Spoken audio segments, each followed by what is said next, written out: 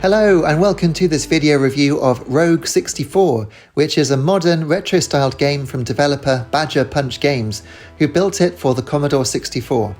I'm actually playing it on the Evercade EXP, where it's actually a built-in bonus game. You just have to go to the secret screen and enter the word stone in capital letters, and it will appear and is saved then to your device, which you can play at any time. It's taken up some 90% of my time on my new Evercade EXP, so I thought I must tell you about it in case, like me, you hadn't heard of it before. So, first impressions, after I'd finished squinting at the absolutely tiny graphics, were that it was just like a game that I love on the Sega Game Gear called Dragon Crystal, which in turn is very much like the Sega Mega Drive and Genesis title Fatal Labyrinth.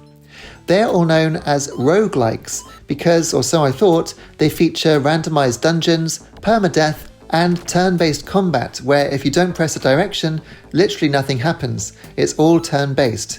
But what I didn't realize is that this is a very literal roguelike in that it's essentially a dressed-up version of the original Rogue for MS-DOS. That game used simple ASCII characters to make its dungeons, whereas this game has actual graphics, albeit at incredibly low resolution. They're low res, but absolutely beautiful in my opinion.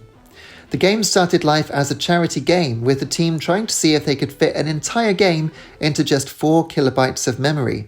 That's like programming for a Commodore VIC-20, the predecessor of the Commodore 64. Rogue64 is bigger than that now, but still diminutive by today's standards, and the minimalistic art style has really captured my imagination. I love the way the character has 2 frames of animation in each direction, just changing pose from one square to the next. I also love the pixel art for the old stone walls and columns, and the way that a single grey ghost sprite of what looks like 8x8 pixels can strike fear into your heart because you know it can kill you with one hit if you're not powered up enough. It's wonderful, and exactly the sort of thing that I loved about early 8-bit home computers when I was playing them in the 1990s. To be clear, I do love involved, modern adventures like Elden Ring, but honestly I find this sort of thing just as engaging. Gameplay-wise, Rogue64 is very simple, but deceptively clever. You have a health bar and a strength bar, both of which can be augmented by finding coloured gems that are occasionally dropped by enemies when you defeat them. You also have a small inventory, which allows you to pick up and carry a key to unlock the door to the next level, as well as 3 coloured potions. Green always fully restores your health, but red and blue potions are randomised with each new game. So you might find yourself in a game where the clumpy potion, as it's brilliantly described, will freeze time for a few moves, allowing you to attack or evade stronger enemies without getting hit, while a runny potion might reveal the entire map on the right of the screen. But then the next time you play, it might be that the blue potion boosts your strength for a few moves, while the red one is ale that makes you drunk, stumbling about and unable to even walk through a door properly. I haven't found many more potion types besides a sort of smart bomb that kills all the enemies on the screen, but there still might be some that I haven't seen. Either way, it's well balanced with challenging enemies that ramp up the difficulty as you progress through the 8 levels of dungeon on your way to the final boss, which I'm very pleased to say I've reached and beaten. Just the once so far, but I would still definitely play it again, especially as there's a high score that you can keep saved thanks to Evercade's save states, as well as a post-game screen that tells you what potions you had, so you can try again with less favourable ones and see if you can still beat it. In terms of bad points, there are a few. The game graphics are extremely small, so trying to play on the Evercade screen is quite fiddly.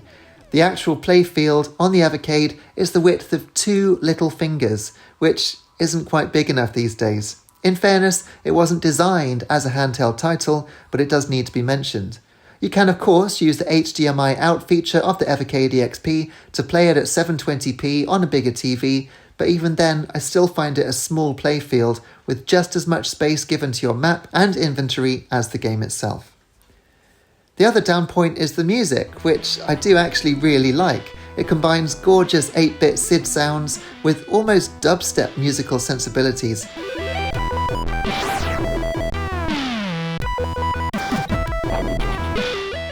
I do wonder if there's even some random element to the music, although you do occasionally hear a repeated theme over a few bars, so I'm not sure if it's random or not. Trouble is, while it does sound wonderful, it does repeat a lot and could drive you absolutely mad after a while. Fortunately, there's an on-screen keyboard that you can call up with the select button, and pressing the virtual F1 key turns off the music, leaving you with gorgeous echoey 8-bit sound effects, which I love just as much. It's little details like that echo that give the game an amazing atmosphere. It does make me long for something just a little bit more involved, but at the same time, I think it's the simplicity that makes it so playable.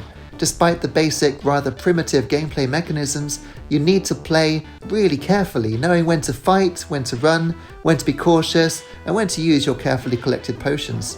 Some plays are definitely harder than others due to the random nature of the levels and the potions, but you'll never stop a game just because it didn't give you an ideal loadout. Instead, you'll always see how far you can get, making the best of what you've got. It works really well.